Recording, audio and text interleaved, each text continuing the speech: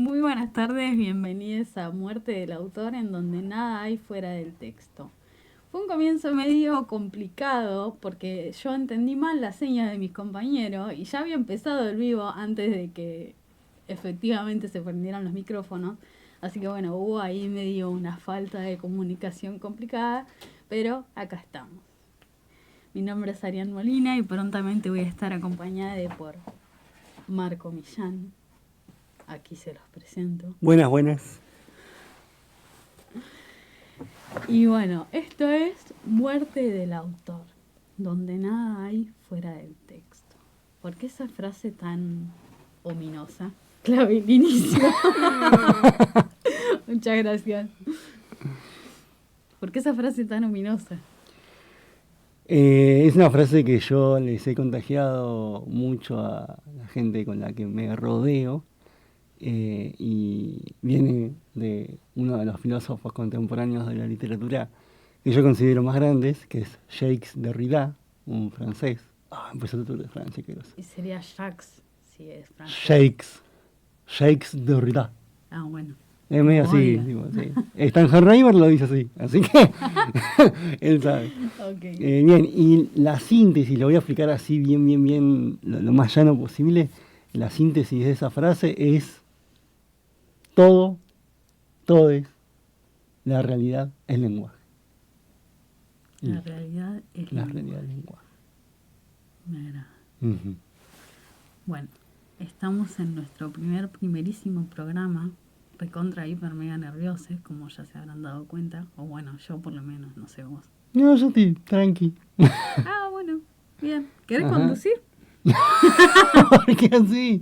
No, está bien. A ver, lo que iba a decir era primero eso, pedir disculpas porque, bueno, veníamos con todo un plan y después las reglas de transmisión de vivos de YouTube nos jugó una mala pasada, así que tenemos que esperar 24 horas para poder transmitir. Alguien podría habernos avisado que pedían 24 horas para transmitir por YouTube. ¿Te referís a alguien en específico? Y yo conozco varias que transmiten por YouTube y que sabían que hoy íbamos a empezar nuestro programa. Y bueno. Pero bueno. Ajá. Le mando un saludo a Teo, compa del podcast literario El Temblor de las Palabras. Ya empezaba a hacer propaganda. Chivo. Claro. Teo. Y a mi mami. Hola, Adri. Y también andaba por ahí Dolores. Hola, Dolores. Compa del taller de escritura y literatura de la Secues. Ya vamos a tirar ahí otro memito. ¿Es verdad, no, que la Secues? Sí. Bien. Secretaría de Cultura de Seiza. Muy bien. Bueno, como es nuestro primerísimo programa, quería presentar las secciones que este va a tener, que son 3. La primera es la sección actualidad, donde vamos a hablar de lo que sea que se nos cante respecto a lo que está sucediendo ahora mismo. La segunda es la sección tema del día, en donde vamos a hablar de justamente el tema del día, en este caso el concepto de muerte del autor. Y la tercera es la sección recomendaciones, donde vamos a hacer recomendaciones. Todas estas secciones van a estar divididas por música, a la cual nosotros les pedimos a ustedes que nos dijeran qué canción querían escuchar. Bueno, no las vamos a escuchar hoy. Bueno, pero quedan ahí para el programa que viene cuando volvamos a YouTube. Claro. O sea, volvemos a decirlo, ahora lo que hicimos fue acoplarnos a este cambio. Primero habíamos pensado en grabarlo y listo, ahí sí podríamos haber puesto las canciones y demás. Pero como ya le habíamos avisado a mucha gente que íbamos a empezar ahora, estábamos con todas las pilas y todo, la pensamos y dijimos, bueno, transmitimos por Instagram, y grabamos el programa por YouTube para después subirlo. Y saludo a la cámara. Hola, YouTube. Sí, pues nos la vamos a pasar mirando acá y después. Claro, no, yo miro cada tanto ya y voy como un doble y así. Okay. Así que eso, y lo transmitimos por Instagram y al mismo tiempo también por YouTube. Bueno, esas son las secciones de nuestros programas, de nuestro programa. ¿Y cuál vendría siendo nuestro objetivo? ¿Por qué estamos acá hoy reunidos? ¿Por qué estamos haciendo este programa? Y la verdad, no tengo idea. No pintó. Claro. Había un espacio libre, yo los martes estoy al re pedo, mal, un embole. Y bueno, dijimos, ¿y si hacemos algo? Dale. No, pero bueno, fuera de joda, hicimos este programa para hablar de literatura, para poder compartir eso que tanto nos gusta y a lo que ahora ambos nos dedicamos. Este, Muy orgullosamente debo decir, soy profesora del nivel inicial de escritura y literatura acá en la SECUES. Y bueno, nada, quisimos hacer un programa en el que tanto la literatura fuera atravesada por la actualidad como la actualidad atravesada por la literatura y hablar un poco de toda esta noción de que nada hay fuera del texto. Todo lo que somos es lenguaje y por eso consideramos que el lenguaje, que es importante hablar de el lenguaje en sí. Sí, también hay que rescatar ahí de que, o sea, nos conocimos en el taller y todo eso, y medio como que entendimos. ¿Qué pasó? Se sigue transmitiendo. Ah, ok. Tranqui. Sí. Medio como que entendimos que no me gusta quedarnos quietos. Estamos ahí en constante movimiento todo el tiempo. Ahí volvió, creo, bueno, no importa. Literalmente yo entré a lo que sería el taller y ya desde mi formato modo estudiante quería hacer un montón de cosas. Sí. Cuando agarré la batuta, cuando me puse ahí el distintivo de profe, dije, listo, ya está, estoy en mi salsa.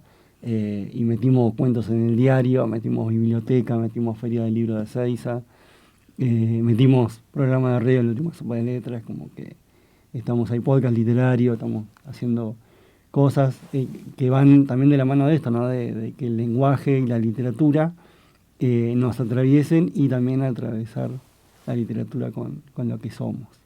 Entonces, bueno, esta es otra pata más de ese impulso. Bien. Bueno, Teo nos dice que anda pegando tirones. En teoría no debería, en teoría,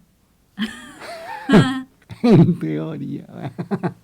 no deberían pegar más tirones porque lo que sucedió fue que estaba transmitiendo con mis datos y ahora me pasé al wifi de la SECUES. Así que debería funcionar bien. Si no funciona bien, avísennos, por favor. Está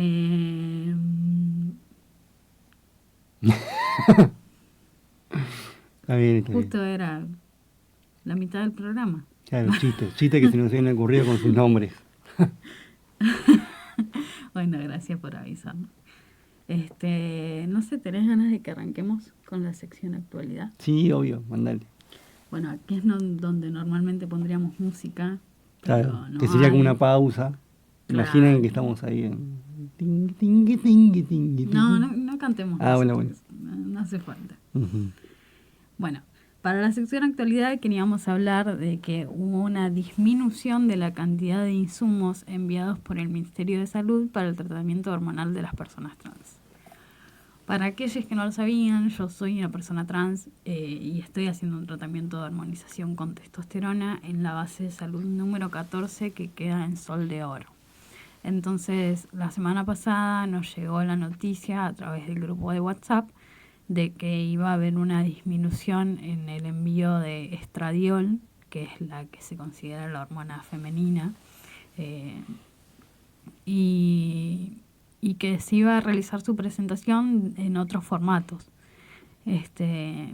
Y para eso hablamos con la doctora Romina Montiel, que es la que organiza con su equipo. Ay, me distrajo.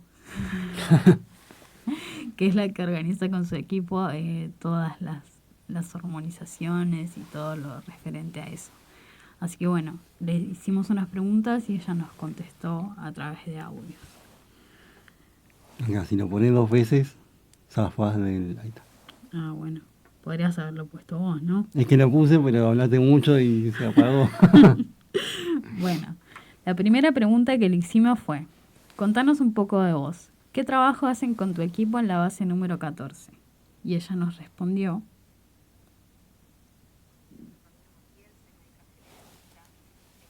residencia en Medicina Rural y Familiar en la provincia de Neuquén y estuve trabajando un tiempo en Jujuy.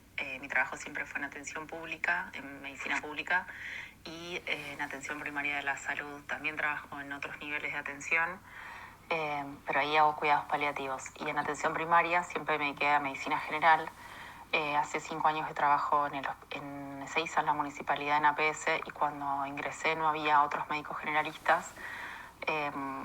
Así que bueno, empecé a trabajar, como mi especialidad es interdisciplinaria, empecé a trabajar también con trabajadoras sociales, con promotoras de salud, y en la base 14, que es donde estoy actualmente, primero me dediqué a atender pacientes con patologías crónicas y todo aquello que tenía que ver con salud sexual y reproductiva y con interrupción voluntaria de embarazo o ILE en ese momento, pero no había equipos de formación formados. También hace 3 años faltaban espacios de diversidad y de acompañamiento de personas trans, entonces propusimos a la municipalidad comenzar con esa temática. Yo ya venía trabajando tiempo antes en otros centros como en Capital, en los ESAC, así que bueno, tenía experiencia y había hecho los cursos de formación, así que fue bastante sencillo poder avisar a provincia que había efectores de salud y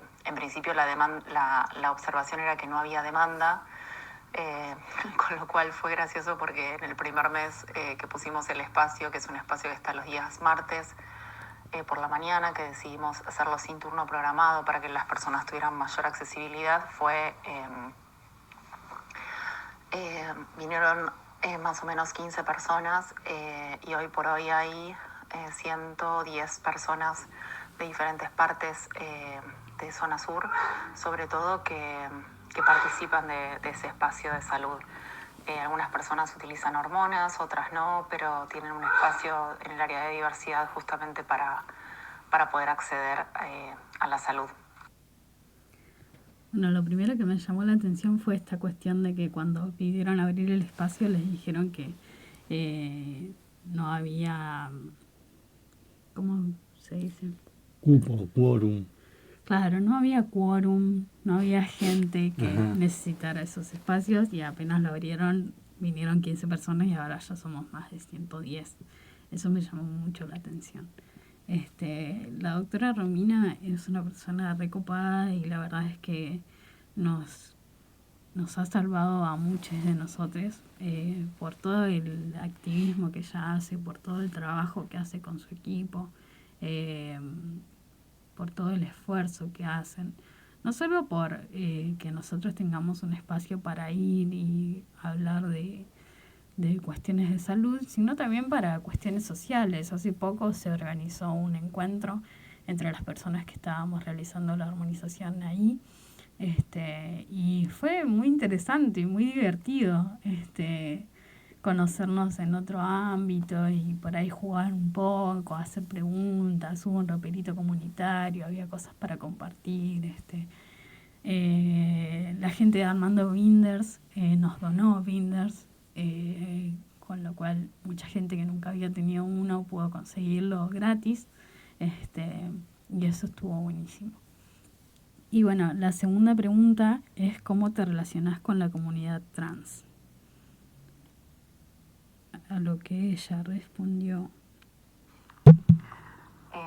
Bueno, mi relación con las personas trans fue a partir de una compañera de trabajo, la doctora Marina Lichiri, que fue una médica que estuvo en primera instancia en aquello que tenía que ver con la Secretaría de Salud de provincia, el Ministerio, de Salud de provincia, donde empezaron a sobre todo estimular a diferentes equipos de salud para que pudiera haber efectores en todas partes, sobre todo en atención primaria y también en segundos niveles. Entonces ella escribió una guía que es la guía de hormonización de personas trans y a partir de ahí, con esa lectura y esos cursos, empecé como a querer hacerlo simplemente porque no había espacios que se hicieran en salud. Entonces me pareció importante poder acompañar ese espacio. Siempre fui muy como empática con con todo aquello que tiene que ver con las diversidades y me pareció siempre muy importante poder dar ese espacio. Así que también participo activamente no solamente de espacios de salud, sino también de espacios culturales y sociales, o sea, fuera de lo que es salud, como de una forma más activista. Bueno, justamente lo que yo decía hace un rato sobre la parte social y activista de la comunidad. Bueno, la tercera y última pregunta fue, ¿qué pensás de lo que está pasando con las hormonas y cómo maneja con el equipo la reducción de insumos? Con respecto a los insumos de hormonas, en realidad hasta ahora desde provincia se ha asegurado bastante el ingreso de hormonas a los espacios, por lo menos en nuestro espacio nunca había faltado. De hecho, ahora tampoco hay faltante. Sí, por ahí algunas fechas de vencimiento de las hormonas son como a corto plazo, que bueno, farmacológicamente igual se pueden utilizar un tiempo más. Pero bueno, este mes fue el primer mes que avisaron desde el ministerio que algunas hormonas no van a estar disponibles en esa misma presentación. O sea, va a estar la misma hormona, por ejemplo, para decir un ejemplo, el estradiol, va a estar en una presentación que es en comprimidos, pero no va a haber suministro en gel. A los fines terapéuticos igual sirve de la misma manera, pero bueno, por ahí hay personas que ya estaban acostumbradas a utilizar o más familiarizadas con el uso de gel, van a tener que incorporar los comprimidos, con lo cual muchas veces, como es otra forma farmacológica, hay que ver también cuál es la adaptación, cuál es la forma. En principio nos manejamos con el equipo de manera muy cautelosa, tratando de dar la información que nos pasa al ministerio, siempre brindarla a las personas que justamente consumen ese tipo de tratamientos, porque la realidad es que la salud es de todos y nos parece importante transmitir siempre esa información. De todas maneras, desde el sector del ministerio siempre nos dieron la tranquilidad de que se va a poder continuar con el insumo, o por lo menos todavía no nos dijeron que no va a haber.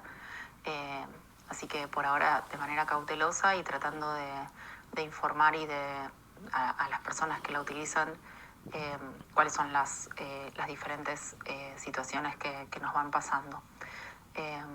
Sí, obviamente hay recortes en todas las áreas de salud, con lo cual estamos como esperando en otros programas, quiero decir, no sé, hipertensión, diabetes, pacientes crónicos. Entonces, bueno, también una está como esperando que llegue también al área de diversidad, pero bueno, por ahora, en principio hay, pero con diferentes formas de concentración.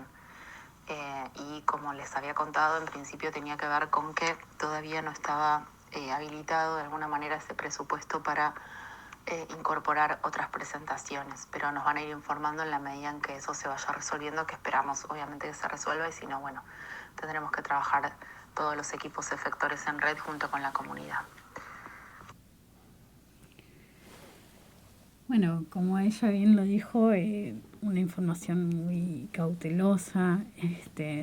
No se trata de no hay insumos, sino de una reducción en este formato y hay más en este otro formato. Pero también ella misma lo mencionó, es verdad que han habido recortes en otras áreas. En otras áreas, discapacidad está sufriendo mucho también, sí. Por ejemplo. Entonces creo que estamos todos como esperando que caiga el otro zapato.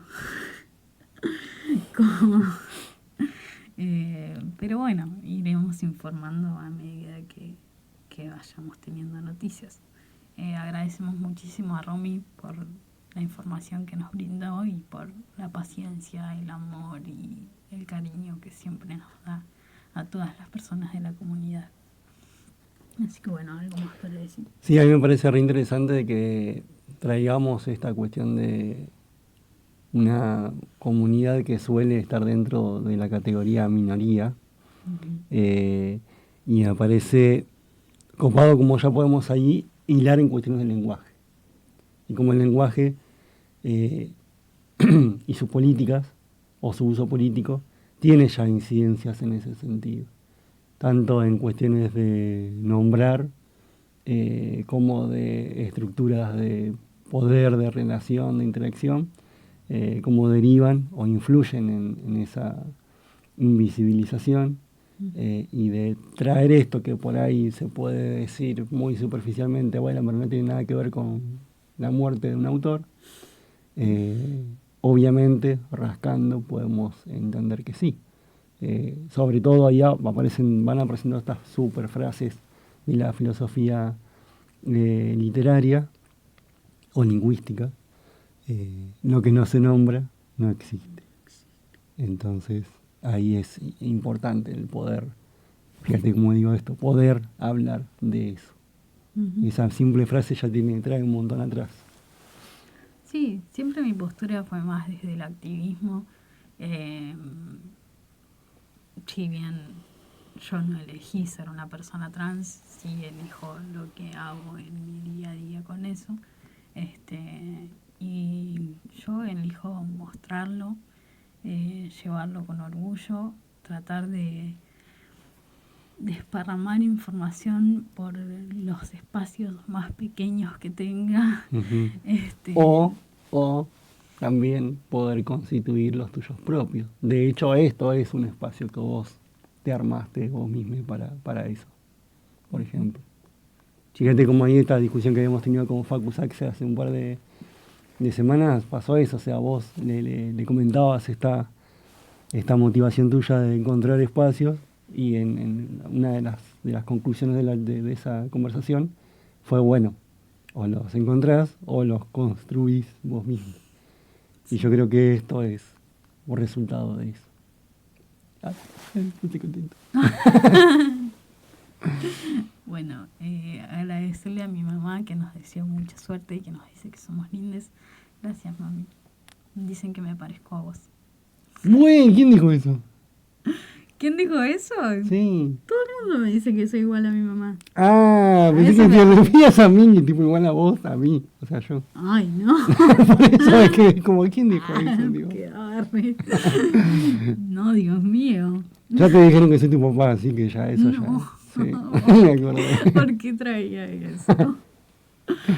Bueno, pasamos al tema del día. Pasemos ya al tema vamos del día. medio programa, no sé si te diste cuenta. Sí, tenemos que haber arrancado con las 2 horas de una. Pero bueno. Puede ser. Uh-huh. Bueno, lo que queríamos hablar hoy, para empezar con nuestro programa, Teo se asustó. Después te contamos bien. Claro.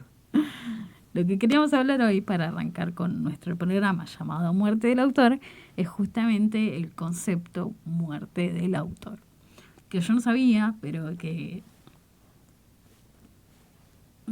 ahora veo cómo hago. Uh-huh. Sí, igual. Yo no sabía, pero es un concepto literario. El nombre del programa en realidad se dio por un cuento mío que salió publicado en mi fanzine, y que siempre nos llamó mucho la atención, siempre nos quedó picando ahí, siempre quisimos hacer algo con él. Y bueno, ahora se transformó en el nombre del programa. Pero bueno, más allá de eso, más allá del cuento, que lo voy a leer cuando termine, queríamos hablar del concepto de muerte del autor. Primero, íbamos a leer las respuestas de la gente, si me ayudas. Sí, dale. Porque hicimos 2 preguntas en Instagram. Una ya quedó F porque no pudimos transmitir música. Pero la segunda pregunta era, ¿crees que se puede separar al autor de su obra? ¿Por qué sí? ¿Por qué no? Y hubo un par de respuestas ahí que queremos compartir y discutir acá en el programa. Sí, por ejemplo, Fernando Farías, no sé si lo conoces. Me suena. Es ahí un guachín que anda dando vueltas por estos lares. Él contestó, me separo del torosaurio, porque cuando lo vea, lo voy a cagar a trompadas. Ahí lo que me interesaría saber es por qué fue lo que pasó, qué conflicto tuvo con él, qué fue lo que lo que ese autor habrá hecho para que Fer, tan ahí, tan bonito, quiera saltar ahí a la violence. Pero bueno, veremos. Después hay otra respuesta que dice, yo pienso que sí, pero me parece irónico que el adquirir las obras de autores polémicos. Irónico el adquirir. Claro, pero me parece irónico el adquirir las obras de autores polémicos. Yo creo que se refiere a esta cuestión de, se puede separar al autor de la obra, pero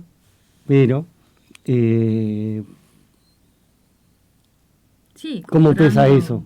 Claro. Claro. Comprando Es como que yo diga, de- ahí está, este ejemplo está buenísimo. Yo estoy recaliente con JK y sin embargo tengo ahí en mi biblioteca su primer libro que me regaló mi tío en el 89. No, en el 89 no, en el 91, perdón. ¿Se entiende? Entonces, no, en el 91 tampoco. Bueno, me lo regalas mucho. Sí. Cuestión que estoy enojado con la autora de ese libro y enemistado y todo lo demás, pero sin embargo sigo pululando con su obra en lo que sería mi entorno. De hecho, tengo un tatuaje en el brazo que también responde y representa su obra. Ujú. Sí, yo lo interpreté más como si estando en contra de esa autora y de lo que ella proclama, vos ahora vas y compras los libros de Harry Potter. Claro. Yo lo interpreté más en ese sentido. Ujú. Creo que ambas cosas son problemáticas desde distintos puntos de vista. Pero bueno, continuemos. Sí, después nos pusieron, depende de qué impacto tenga su obra, aunque hay situaciones que no pueden ser ignoradas. Claro, sí, obviamente no es lo mismo si hablamos de J.K. Rowling que si hablamos de Pepito, el que vive acá a la vuelta, que escribió un cuento pero golpea a su perro. Claro. Son cosas abismalmente distintas. ¿Y por qué son cosas abismalmente distintas? Porque tiene que ver con el contexto en el que se crea una obra y con el... Si te referís al alcance mediático que tiene JK, por ejemplo, eso se llama poder simbólico. Con el poder simbólico, sí, podría ser. No sé, no me está funcionando el cerebro. ¿Querés que cortemos acá? No. Ah, bueno. Porque recién empezamos a debatir, tipo. Estamos en las buenas. Bueno, ¿y por qué crees vos que es distinto? ¿Cómo que es distinto para ¿O no nosotros? crees que es distinto que Pepito escriba un cuento y... No, obviamente Pues, tiene que ver con el poder simbólico y también tiene que ver con la relación esta que yo grafiqué acá en este espectacular dibujo que ahora mostraremos, supongo. bueno, Pero bueno, tiene que ver con eso. bueno. Yo igual lo que me parece que podríamos hacer ahora, como para agarrarnos de esa pregunta, así antes de mostrar el grafiquito, es leer. ¿Te parece? ¿O qué querías hacer? Yo tenía ganas de explicar un poco Dale, el dale. concepto y después Ok. leer el cuento. Sí, dale. Bueno, en la filosofía literaria clásica lo que se creía es que el escritor ponía su mensaje en su texto y el trabajo del lector era descifrar el mensaje que el escritor había dado. O sea, había una relación lineal de arriba hacia abajo desde autor, obra y lector. Hasta que llegó Roland Barthes, creo que se pronuncia Barthes, no lo sé, en 1967 y escribió su obra Muerte del autor, que lo que plantea es que la escritura es el acto de reconstruir, de reformar textos anteriores que pertenecen a la cultura. En ese sentido, la tarea del autor no sería nada original, sino que sería juntar y mezclar lo que ya existía, que es el lenguaje y todas las...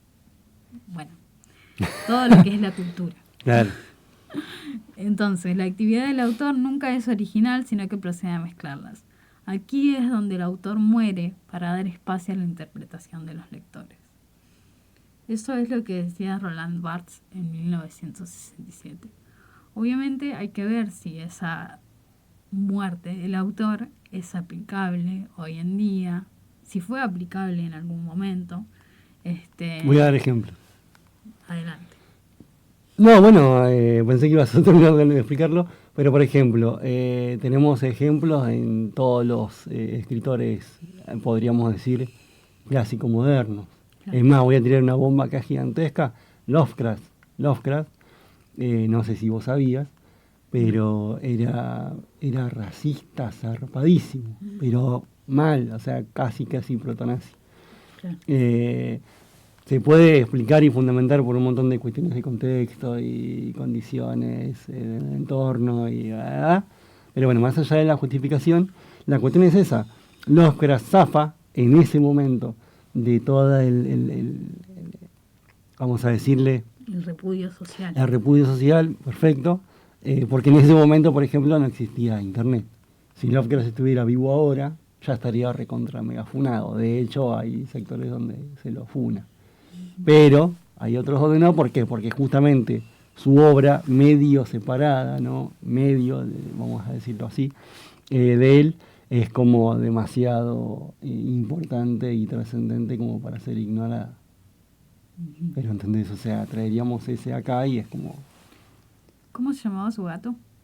¿El de Lovecraft? No me acuerdo. ¿Tenía gato? Yo me acuerdo del de Poe, que era Plutón. Pero claro, bueno, ese era otro. Con... Sí, con Poe. Por ahí. Bueno, entonces no es lo mismo Lovecraft que... Claro, que JK, por ejemplo. J.K. Rowling. Uh-huh. Y sí, y la realidad es que hoy vivimos en una sociedad muy capitalista que considera el nombre de los escritores como una especie de marca. Se transforma en un producto ese nombre. Y los autores venden porque tienen su nombre. Es como el caso de lo que hablábamos la otra vez de los libros de Stephen King, que tienen grandísimo escrito Stephen King y abajito el título del libro. Claro, sí.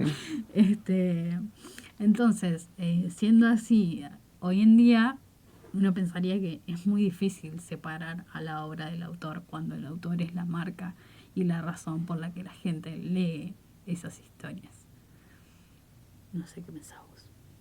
Pienso completamente que sí. Bueno. Y que no al mismo tiempo. O sea, pienso en ambas respuestas. Explícate. Por ejemplo, ¿no? Volvemos a esto de Stephen King. De Stephen King. Compramos el libro de Stephen King porque dice gigante Stephen King y abajo dice refrendoncito chiquitito. Bien. Eso, entendiéndolo dentro de un contexto en el que toda la cuestión virtual informático, mediática, está a pleno y estamos insertos en esa movida.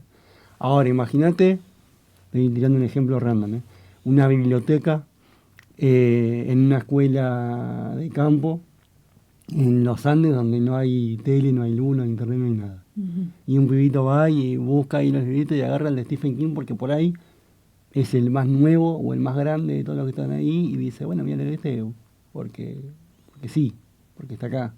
Pero no conoce nada, no sabe que es famoso, que es de hincha de San Lorenzo, etcétera, etcétera, etcétera.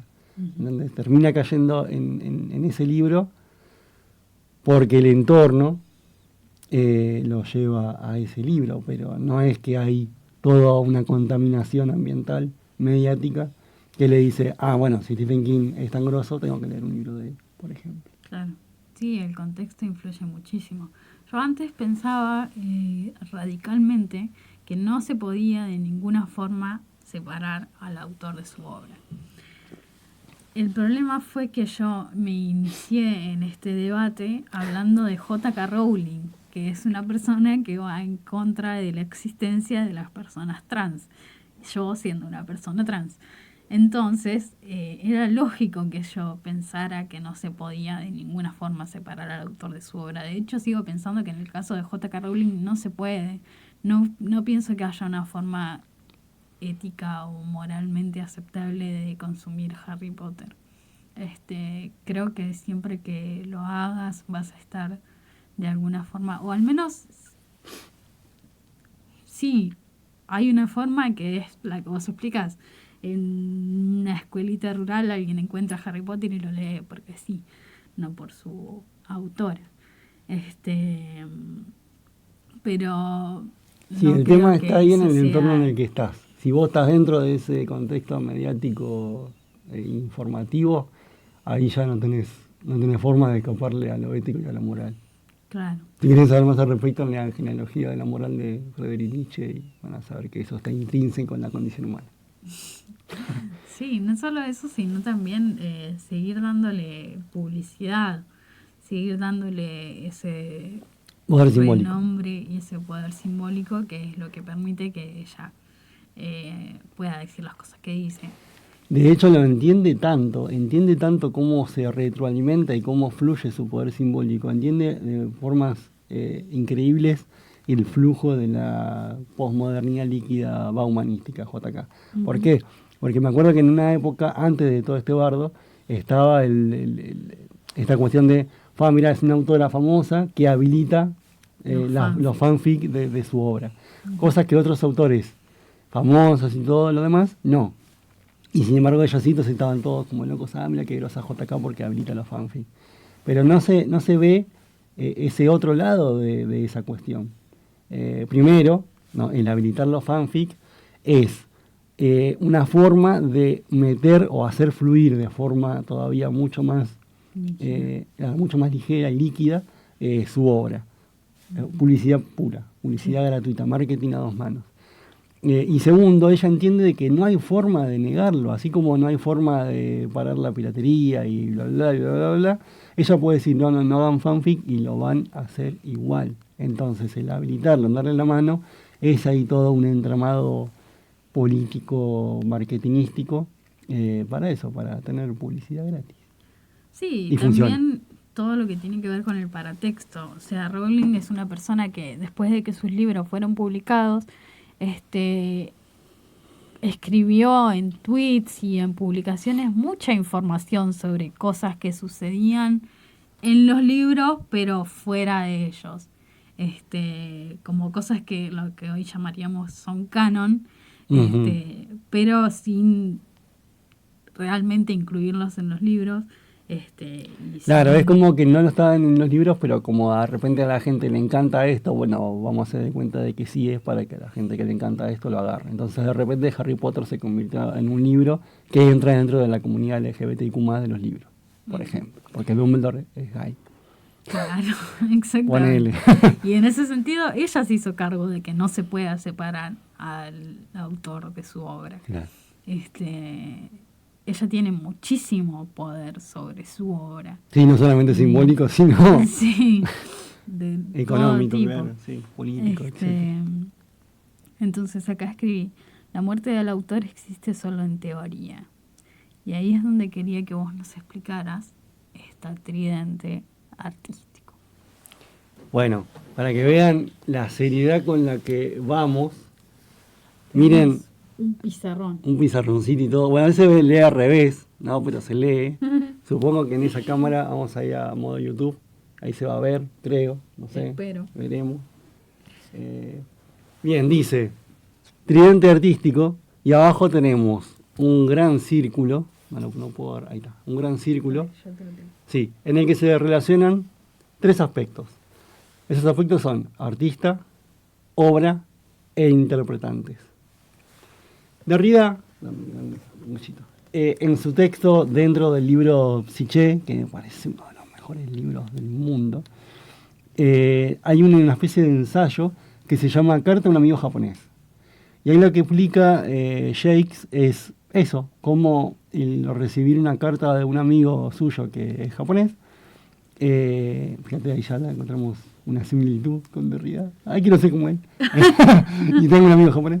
Bien, en esa, ahora leemos lo que puso Teo, en esa, bueno, en esa carta, en ese mensaje, Derrida empieza a flashear en estas cuestiones de los símbolos y la variabilidad dentro de los símbolos, aunque sean los mismos símbolos, Y eso me pareció re interesante porque hasta podemos hacer un paralelo con la teoría de la relatividad de Einstein. Es terrible cómo se cruzan esas dos cuestiones, esas concepciones. ¿Por qué? Lo que dice Jacques es, esta carta para mí significó una cosa, pero es interesante cómo esa carta a mí me llega en japonés, yo la tengo que traducir al francés y ahí entenderla. Pero probablemente, y obviamente, dentro de los constructos simbólicos intrínsecos en cada uno de los dos idiomas y de los dos contextos y de las dos temporalidades, varias de las cosas que me quiso decir mi amigo, yo no las voy a terminar de recibir tal cual las quiso decir él. O sea, va a haber un mensaje oculto o un mensaje paralelo al mensaje que me termina llegando. Claro. Yo voy a interpretar otra cosa que va a tener con mi entorno, con mi lenguaje, con mi interpretación y mi postura frente a esa obra. Entonces, él veía la carta por un lado, a su amigo por el otro, y cómo muchas veces entendíamos que la carta era una extensión de ese amigo, ¿no? Y le llegaba a mí, y la entendió como que no, como que en realidad él estaba acá, la carta estaba ahí, su amigo estaba allá, había una relación entre él y la carta, que sería lo que interpreta, otra relación entre su amigo y la carta, que es lo que le quiso decir, y otra relación entre él y su amigo, que es lo que termina influyendo en la interpretación de la carta, que va a ser distinta a su interpretación y al mensaje que quiso dar su amigo. Entonces, a eso nos referimos cuando hablamos de la tríada de Derrida. Ahí va, tríada de Derrida. Tenemos el círculo completo que engancharía a los tres, que sería recibir la carta de alguien, ajá, o si lo queremos llevar a esta cuestión literaria, es leer un libro. Sí. O sea, yo leyendo un libro estoy haciendo esto, estoy yo relacionándome con la obra y con el autor de esa obra, pero se puede, o mejor dicho, dentro de esa relación global hay divisiones, que ahora la podemos ir viendo y hasta comparando con JK o con otros más. El interpretante se va a relacionar pura y exclusivamente con el autor. Es como decir, vos, por ejemplo, no leíste ningún libro de J.K. Rowling, pero sabés cómo es, cómo piensa, cómo se muestra a través del lenguaje J.K. Rowling. Allá hay una relación así, que va de acá a acá nada más. Sí. También podemos relacionarnos no solamente con la obra, ¿no? Eso pasa, por ejemplo, cuando leemos el libro o un texto de alguien que no conocemos. Acá me acordé, por ejemplo, de los textos que salen en el diario La Palabra, en la sección Esto no está chequeado, con escritores que usan seudónimo, claro, o fotitos raras. De hecho, no me di cuenta, pero tendríamos que haber leído los que salieron hace poco, que tenían esa movida, sin decir de quiénes eran, a ver qué pasaba. Porque es interesante, porque ahí hacemos esta cuestión, o sea, borramos al autor de la obra y eso es una obra y ya está, y nada más. Y también hay una relación entre la obra y el autor, que es lo que el autor espera de esa obra, que puede ser una cuestión completamente artística o una cuestión completamente productiva. O sea, esto es un producto, no es una obra. También hay que hacer esa pequeña diferencia. Entonces, lo que plantea Derrida en esa cuestión, que dice que dentro del lenguaje y de las relaciones del lenguaje existe un multiverso simbólico. Entonces, en ese multiverso simbólico, todo esto sucede al mismo tiempo, o sea, sucede como algo totalmente en conjunto, sucede solamente artista-interpretante, interpretante-obra, artista-obra. Entonces, en ese sentido, él considera y cree de que se puede matar al autor, pero no al mismo tiempo. Y ambas cuestiones, el poder matarlo y el no poder matarlo, conviven en la misma realidad simbólica, porque hay multiplicidad de interpretaciones. O sea, se podrá matar al autor en algunos universos, exactamente, pero en otros no. En otros no, exactamente. Esa fue la conclusión a la que yo llegué después de haber sido... de que me hayas explicado toda esta cuestión triadística, pero también después de haber visto muchos videos y leído algunas cuestiones... no sé, me fui para otro lado. Sí, también, no importa. Quería saber si querías leer. Dale. Primero así. te leo lo que puso Teo, dice. La próxima tendrás que dibujarlo en reversa, no queda otra. ¿En reversa? Bien, entonces, después de haber tirado toda esa data, que fue como mucho, lo que vamos a hacer ahora es bajar de vuelta, ¿no? Con el cuento, con la obra, que le dio nombre al programa y ahí la podemos medio discutir y todo lo demás. Bien. Muerte del autor. Me pregunto cuál va a ser hoy mi personalidad. ¿Qué historia va a elegir para contar? Yo soy un simple cuento. Existo a medida que los dedos se arrastran en el teclado. Hasta este momento no tengo ni siquiera nombre. No tengo historia. No tengo nada. Lo único que tengo es la duda. ¿Quién soy? Yo podría ser una hermosa historia de amor o un relato trágico de fantasmas. Podría ser una historia de terror, aunque ojalá que no. Peor todavía, podría ser el producto de una noche de violencia, un cuento asqueroso lleno de sangre y bichos.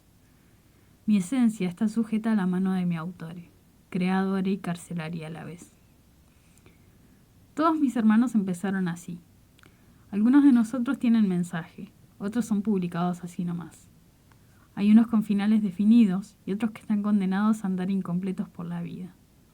Cuentos abandonados por la mitad, historias que no vieron la luz y nunca la verán. Todos tenemos algo en común. Ninguno sabe qué es en realidad. Sabemos que ella siente vergüenza de nosotros. Le hemos visto recortar palabras, asesinar nuestra esencia. Somos el daño colateral de una identidad confusa y fracturada, el reflejo de un vacío que no nos pertenece. Pero corre un rumor por entre estas palabras. Se dice que los cuentos se están empezando a revelar. Mis hermanos, cansados ya de tanta duda, planean boicotear ese ser que se cree nuestro dueño. Escuché que algunos desaparecieron por varios días. Por mucho que se esforzaran en buscar una idea, ninguna se le ocurría. Los dedos se quedaban quietos, la mente en blanco. Tuvimos la satisfacción de verles sufrir. Ustedes tienen que entender que esto no es nada personal. No estamos en contra de ella. Estamos a favor de nosotros. Nos negamos a seguir siendo objetos en un juego cruel sobre quién gusta más. No quiero ver una palabra más sobre vacíos, nubes o sangre. No queremos ser cómplices de su mentira. Queremos ser la verdad. No queremos pertenecer a nadie, queremos la libertad, queremos poder elegir nuestra propia identidad. Esta historia se termina acá. Siempre aplaudimos cuando leemos cosas. No leías? Ah. Que no leía y que no aplaudo después de leer. Bueno, hace un montón que no estoy en la radio, también. Claro, y en las clases no estás leyendo mucho y eso tampoco. Es verdad. Sí, porque somos un montón, pero bueno. En teoría estamos solucionando eso. Entonces, muerte del autor. Ari, ¿querés medio decir a vos qué te pasó con el texto o querés que empiece yo? Bueno, a mí el texto me dio un poco de miedo, porque si bien sé que lo escribí yo, a la vez se escribió solo. Entonces hay ahí medio una cosita de... El lenguaje está vivo, teoría de memes. Sentí esa amenaza Claro. dentro de mí. Y cada vez que lo leo la siento peor todavía. Uh-huh. Y también veo el cuento como una necesidad de mí, de separarme de mí misma. Uh-huh. Como esta necesidad de separar a la obra del autor. Uh-huh. Sí, sí. y que mis cuentos puedan expresarse por sí mismos y que no estén atados a todo lo que a mí me conflictúa y me hace ser quien soy. Bueno, tiraste una bomba reservada porque siempre pensamos en separar a la obra del autor cuando hablamos de interpretante para allá o para allá, pero nunca lo pensamos de acá. O sea, a ver, te tiro esta pregunta que va a ser... De su obra. Sí, queriendo. ¿Vos crees que puede? ¿O vos crees que alguien puede decir yo voy a escribir algo que se despegue completamente de mí? No lo creo. Bueno, yo creo que sí, no a la vez. ¿Por qué? Porque yo puedo escribir algo y puedo ser consciente de que eso que escriba va a tener cosas mías, va a tener intencionalidades artísticas mías, y sé, o bueno, yo por lo menos yo, estoy hablando de Marco Millán, busco de que el allá afuera tenga la mayor capacidad de variabilidad posible. O sea, de que hay gente que va a entender lo que yo quiero decir y hay gente que no. Y ambas me funcionan, por lo menos a mí. Claro. Entonces ahí sí estoy separando la obra. O sea, la obra de yo. ¿Entiendes? No de forma Digo, completa, pero no, eso es claro. completamente verdad, no es imposible hacerlo al 100%, Ujú. pero bueno, medio como que se puede. Relatividad, muchachos. Acá me faltó decir a mí. ¿O terminaste vos de decir qué onda con tu cuentito? No, no, dale por adelante. Bien, tu cuento a mí me gusta por muchos motivos. El primero es que me llegó en ese momento en el que yo estaba medio incursionando en el metalenguaje. Y me acuerdo que había llegado mi texto de La Última Sopa de Letras. Había caído el texto de Facu, el de Psicojopo Mercenario. Había caído este tuyo. Y justo estaba leyendo Un Centro Lleno de Palabras de Juan Farías, era, ¿no? Creo que sí. Sí, después lo googlearemos. Entonces estaba fascinado con esta cuestión de un texto siendo consciente de sí mismo como texto. Estaba fascinadísimo. Hablando de eso, hace poco salió un cuento de Valentín Espinosa, titulado La Cuarta Pared, en la que pasa eso y vemos toda la agonía que hay en ese símbolo, en ese texto, cuando es consciente de que es un texto y de que su agonía en realidad es interpretación. Buenísimo. Hablamos de eso en el podcast y demás. Y bueno, y Las este, palabras temblaron. claro, y este me agrada porque va por el mismo hilo. Si bien es diferente, porque justamente en el de Valentín se acopla más a su cuestión del yo, o sea, es un texto del yo, pero del yo en la cuestión del símbolo, o sea, el lenguaje, teniendo miedo de que solamente es lenguaje, y el tuyo es todo lo contrario. Y el tuyo es ese lenguaje, siendo consciente de que el lenguaje queriendo revelarse. O sea, yo soy lenguaje, yo tengo identidad propia, yo soy yo aparte de vos que me está escribiendo, entonces no vas a tener control más sobre mí. La puta que te parió. ¿Se entiende? Que se cree cuento de mierda. Se me hace el guachín ahí, Papelera de reciclaje. No, dejaba ahí. A ver. Yo creo que tanto en la muerte del autor como en el cuento de la nube que te lleva a recorrer, no es que siempre te expandís y te podés ver a través de vos, te atravesás vos misma.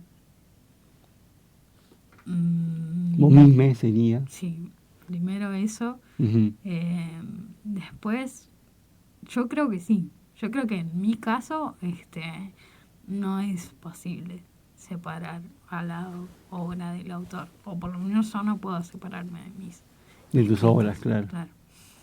Siempre los veo de una forma u otra muy atravesados por lo que a mí me sucede en ese momento. Y no trato de ocultarlo en ningún momento. No, sí, por eso ahí también podemos hasta ver estas increpancias de el por qué escribimos, por qué hacemos arte. Vieron que yo Claro. siempre nombro tres, esta cuestión de relajar, esta cuestión de expresar y esta cuestión ya más comercial que tiene que ver más con un, no sé, me gustaría Producir. vivir de esto, claro, Sí. producir. Ahí va, lo dijiste re bien. Bueno, si te parece pasamos a la última sección, Obvio. que es recomendaciones. Y para irnos despidiendo le queríamos recomendar Psique, de Psique. Jacques Derrida. Ujú. Psique, se escribe Psiche, por si lo quieren buscar. Es un libro así de gordo. Está buenísimo. El gen egoísta de Richard Dawkins. ¿Dónde está la teoría de memes explicada? Bien. Lenguaje, poder e identidad de Judith Butler. Donde se analizan todas las implicancias e intricancias del lenguaje en las relaciones de poder. Y también el video Muerte del autor de Lindsay Ellis, en el que conseguimos mucha información, Sí. pero también muchas discrepancias. Sí, está buenísimo para verlo y discutir eso que estamos viendo Claro. también. Eso es interesante. Ujú. Y también está bueno decir que ese video está subtitulado, así que tranqui. Porque, Sí, porque está en inglés, Claro, pero se puede conseguir. subtitular. Claro, claro. Y bueno, eso vendría siendo todo por nuestro primer programa. Ujú, te Ya felicito. siento la vida propia que tiene más allá de nosotros. Es una locura esto. Bien, joya. Bueno, ahora si querés, mientras vos terminás de despedirte, voy allá para apagar la grabación. Anunciamos eso, redes. La muerte del autor, canal de YouTube. Vamos a subir esta grabación del programa de este Hola a YouTube y después bueno, vamos a empezar a pasarlo para que lo vayan viendo y demás. Este probablemente también quede acá pero ya a partir del programa que viene, el martes que viene, de 17 a 18, vamos a transmitir por la app de Radio Cultura Ezeiza y por YouTube, por el canal de YouTube. Vamos a seguir haciendo preguntas sobre el tema por el Instagram para que vayan participando. Tenemos ahí guardada la lista de las canciones para pasarlas en el programa que viene, todo tranqui con eso. Así que bueno, voy allá para acomodar todo. Dale.